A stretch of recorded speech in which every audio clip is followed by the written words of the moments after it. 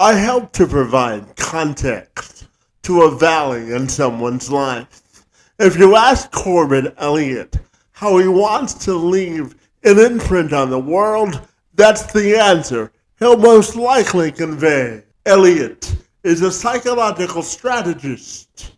In other words, he leverages analytical cause and effect problem solving to facilitate a higher degree of emotional well-being and life satisfaction. He also has his own individual story of triumph, which he stopped by the program to share with me this week, and how he helps other people live the life they intended to live.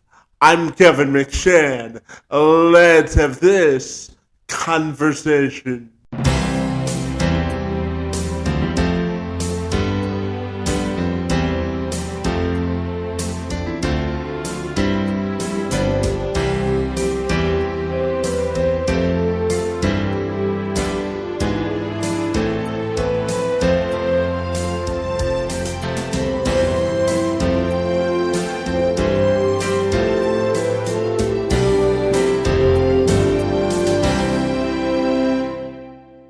Let's dive into your story. How did you go from a guy experiencing psychosomatic muscle spasms to someone with joy? Yeah, so I think a big part of my struggle was just not knowing what I was going to do with my life from a career standpoint. So,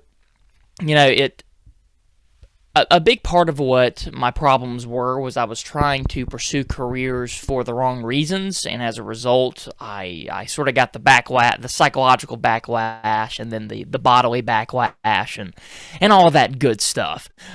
So, I was in college.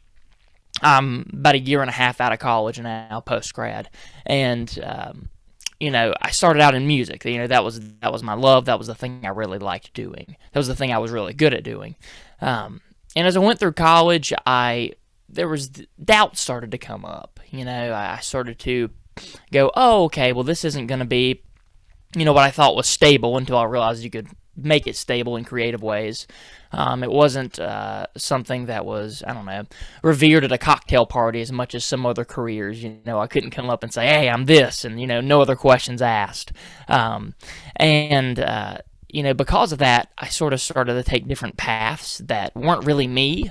It wasn't something that I would enjoy doing from a day-to-day basis or a day-to-day routine, but I was doing it anyway because I thought it would be a safer choice or a better choice for people to admire me socially or something to that regard.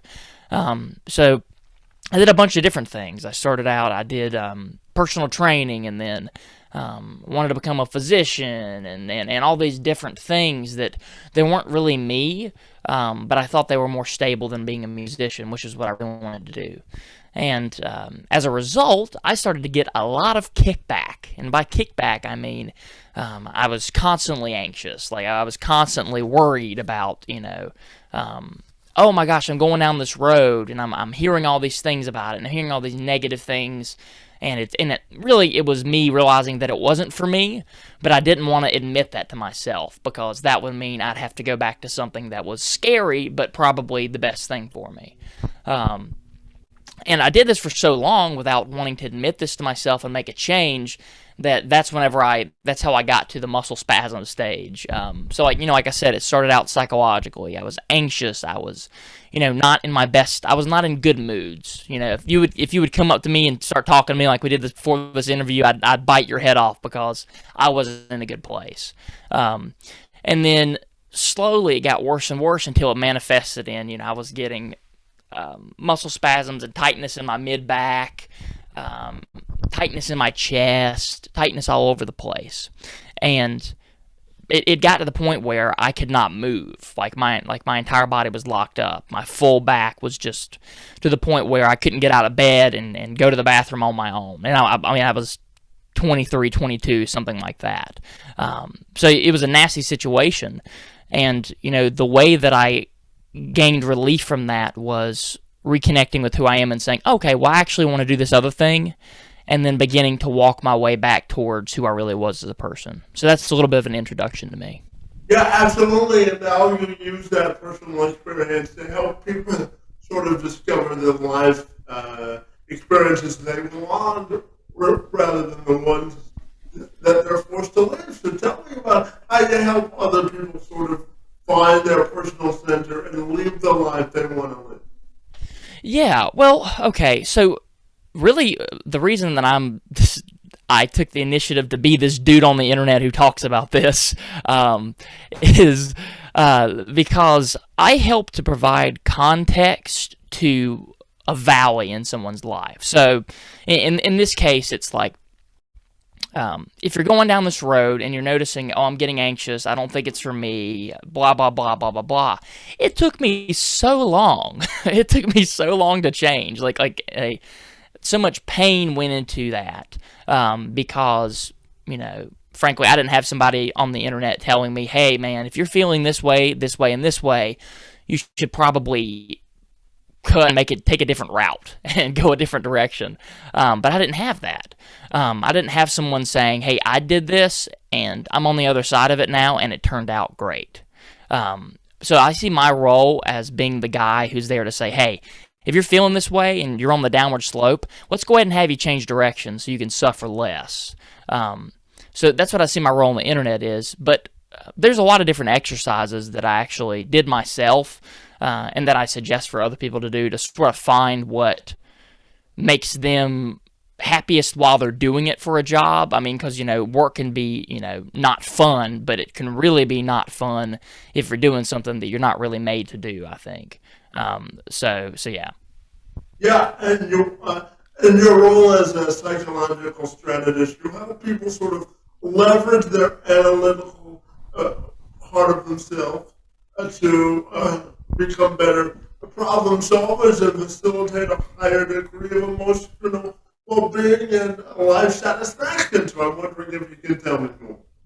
Sure. So I just use different exercises for myself. So I'm a guy, everything that I do is self-test. So I used a strategy, it worked for me, and then I see it as my role to speak that back to people and to get it on podcasts and try to share my message with as many people as I can. So I do mainly practical exercises. So the first one that I really suggest for people, it's called the Joy Journal. And this is, I couldn't recommend this anymore. If you're someone who is a little uncertain about really anything, this doesn't just apply to a career. It can apply to anything. Just to get to know yourself better and help to follow that, journal for 30 days, and what your job is at the end of the day, you sit down and you say, okay, what did I enjoy most about this day? And then you do what moments, and then you free write what you enjoyed. And you do this for 30 days, whatever period of time. I don't want to constrain you too deeply, but at the end of that time period, you look for patterns in your journals. So you look for, oh, I said that I really liked talking to people, or I was charismatic, or I was good in front of people, and I really liked those moments. You notice those, you circle those, and then those are the things that you look for in the future. You look to put yourself in that situation more and more in the future in your day-to-day life. If you figure out ways to do that in a way that, for your career, from my standpoint. So that's one of the exercises I recommend for people. Yeah, Corbin, I always tell people that everyone's portrait of success is different, right, buddy? So it's all about finding your sweet spot in terms of finding your passion and purpose. Would you agree with that? Yeah, I think it's about you want to figure out what makes you happiest in the moment, right? It makes you like you're doing it and you feel positive emotions. Figure out what those triggers are for you and then spend the maximum amount of time in those things as possible. That's pretty much my quote on that. Yeah, absolutely. And you had mentioned that you had dealt with muscle spasms earlier in your life, but just to share a little bit about myself, I was born with what's called spastic quadriplegia cerebral palsy, so I actually deal with muscle spasms every day. So I'm curious to ask you about overcoming adversity in order to persevere, to find your own level of excellence. How do you think we achieve that on a more broader scale? Yeah, that is an excellent question. I think in order to achieve that, you have to understand the context of adversity. So, like I was mentioning earlier, in the specific example of, in order to manage adversity, I think you have to deeply know in some way that it will get better. Like I think that's the really only way to make sense of it psychologically, because then you're like, okay, if I can just hold out, a good thing will happen. But in order to get that context, I feel like you have to have gone through. I think there's two options. You have to have gone through something before that's really difficult, really adverse, an illness. You have to have gone through losing a loved one or losing a job or anything that we see as difficult. And you have to have gone through it, seen it got really bad, and then you see it get better. And then you understand that and you go, oh, okay, well, so there was really bad stuff. I continued to work through it, and then things got better.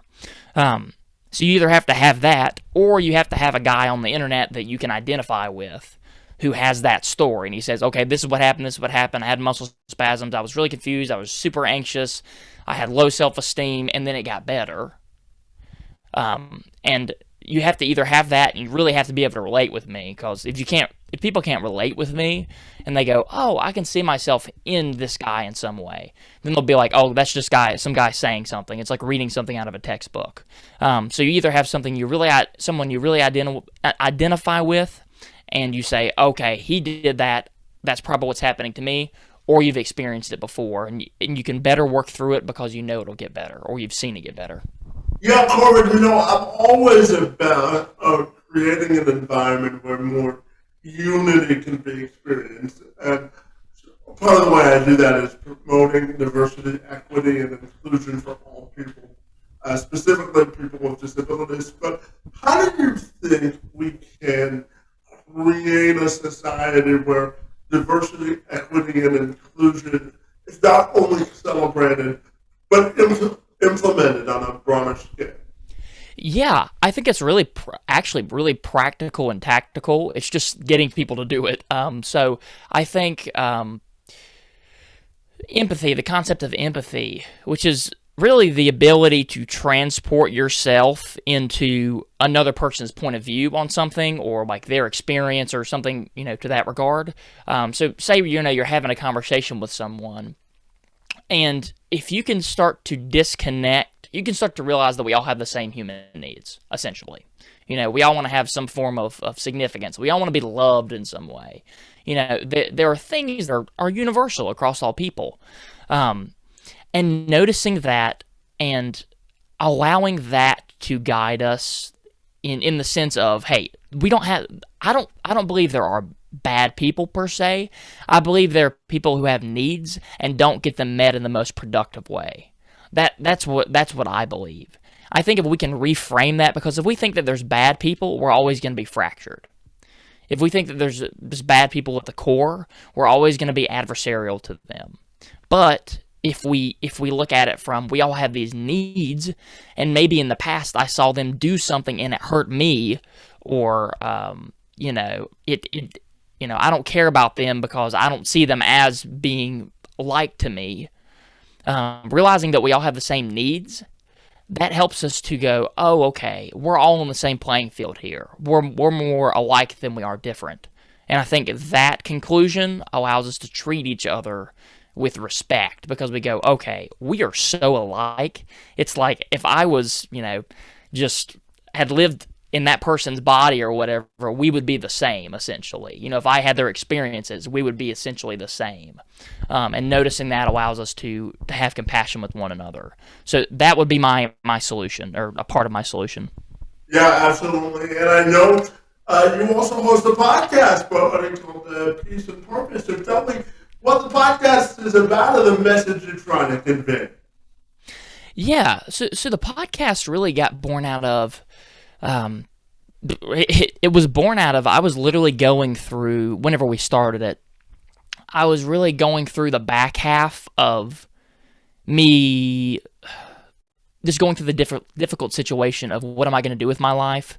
and managing other people's expectations and all the things that I spoke about earlier. Just the difficulty of and the psychological changes going on during college life and speaking about that openly. So the podcast is really about, especially young people, but people of any age, making a change in their life and just navigating the uncomfortableness that can come with life, the difficulties, and navigating back to a place of, okay, this is who I am, this is what I think I'm supposed to be doing, and the path of being happy and content doing those things. So sort of navigating a difficulty and getting back on track. That's how the podcast got started, and I started it during right after the height of my pain. So I had fresh recognition of these things at that point. Well, it provides you a more authentic perspective, doesn't it? Yeah, I mean, and a lot of the things that I tell people, like the entirety of what I tell people, really, like I said, I'm sort of like the human guinea pig, and then my target audience is me going through a similar experience of what I was going through last year. So like I've taken what I did last year, processed it, and now I'm telling you what I did that worked and what I did that didn't work. That's essentially my entirety on the internet. But at the same time, it's visceral because it's always stuff that I just went through, and I feel it still. So I connect with it. I think that allows me to, because it's real and not, in a lab, me testing something, like it helps me to, I don't know, just have a better connection with people that are actually going through it currently. And it allows me to give them good tools because I know it works, at least it did on me, and it gives me things to, I guess, fodder for people to try at least. Yeah, absolutely. And I know that you have some thoughts on how people can overcome their lack of confidence and increase fear. So I'm wondering if you can tell me about it. Yeah, so confidence, so it's really interesting and it's tricky. So people have the tendency to want to, the only way that they think they'll feel successful is by blowing the roof off of the place, and going, okay, I'll be confident when I win the Nobel Prize or when I win a Grammy or something, like something crazy, very high thing to aim at. I think, but the problem is, they then don't consider small steps to give them any boost in confidence. So like the only way that they're going to gain any confidence is if they really do something incredible.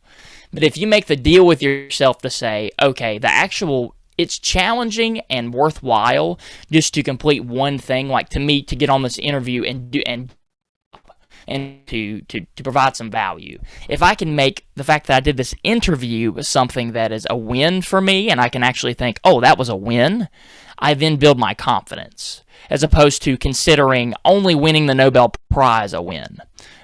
Because this way, and there's actually a good study on this, they worked with lobsters, actually, and lobsters, not that everything has to be fighting or whatever, but lobsters fight a lot.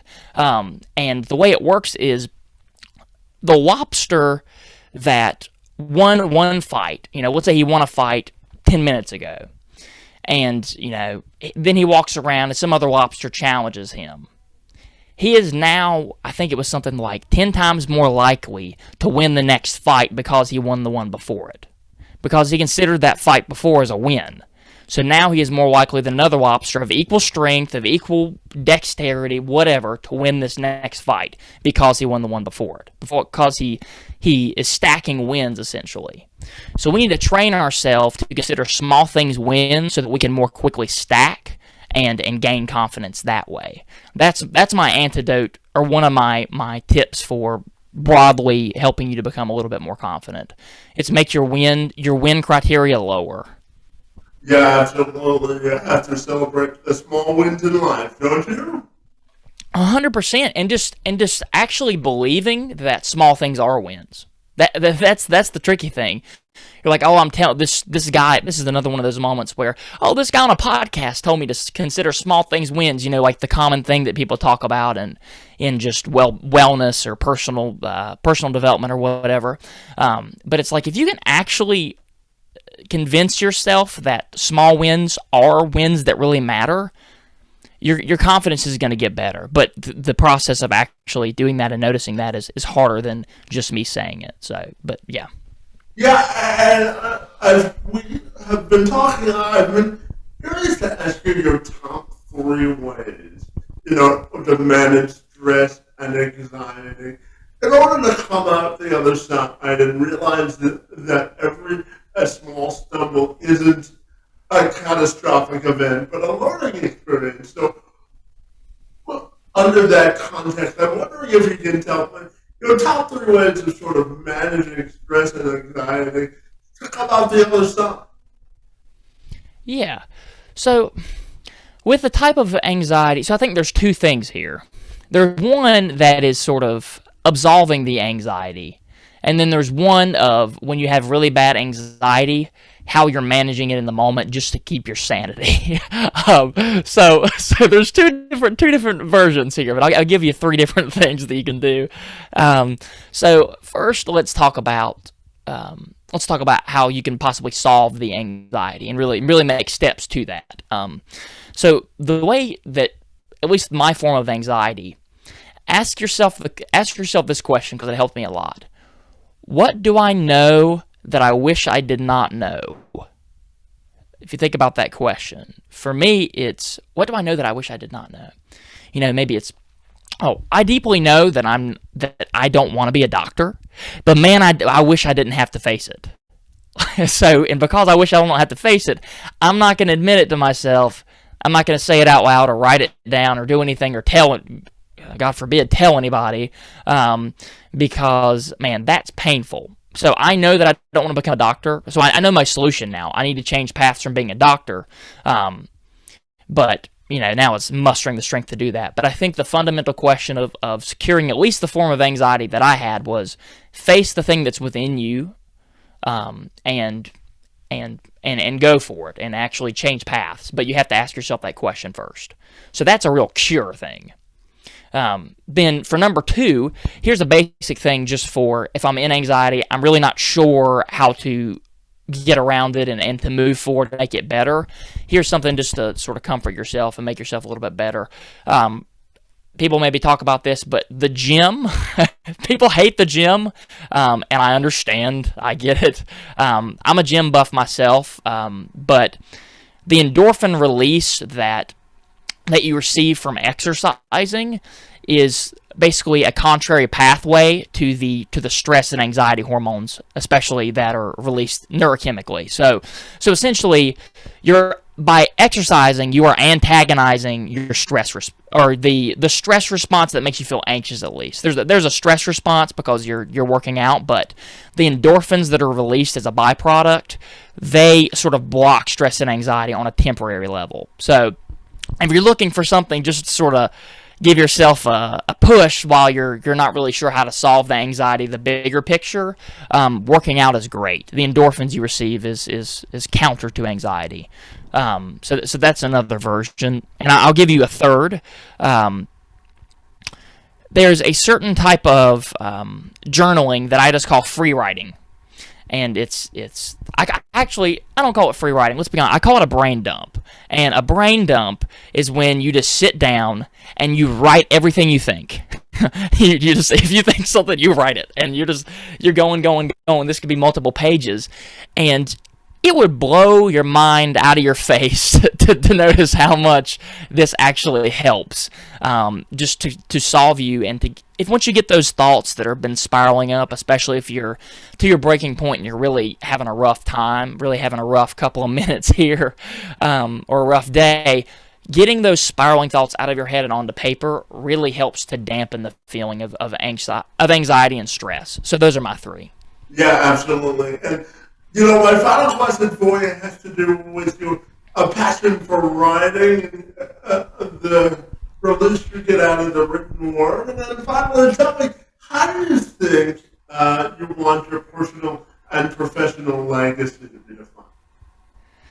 Yeah. Here's my thing. So I think the end game is the ratio of positive feelings to negative feelings. in your life that you experience. I think that is subjective well-being. I think that's what matters most for people, for humans at least. So I want my legacy to be the guy who brought more good feelings to someone than bad feelings whenever they experienced me. So like if somebody's listening to this podcast, I want to be someone that when Corbin Elliott's on the show, I feel a lot of positive emotions and I don't feel so many negative emotions, like long-term or in the moment. That's really what I want my legacy to be. And yes, sometimes when I say something, it may trigger something, may make you feel uncomfortable, but I want my imprint on this world to be one that's net positive. That's really all I care about, and I want to do that through ways that I'm talented in. So that's really what I want my legacy to be. Yeah, and tell me if people want to get connected with you, Corbin, what's the best way they can do that, buddy? Yeah, so if you look up the Peace and Purpose podcast, literally anywhere, we are pretty much all there is. So on Google, we're pretty much the entire front page. If you look us up on YouTube, we're right there. The Peace and Purpose podcast is the emblem. So that's really the best place. And from there, I can give you information on really how you can get more in touch with me through the comments or messaging me, that sort of thing. So those are the great places. Fantastic. Well, I have to tell you, I really enjoyed learning a little bit about your life story and how you help people sort of maximize their personal potential. Your work in the space and time on my behalf are most appreciated, buddy, and I want to thank you for being here this morning. Yeah, man. Hey, thanks for having me on, man. It's my pleasure. You don't even get it, man. I'm having a ball. So thank you so much.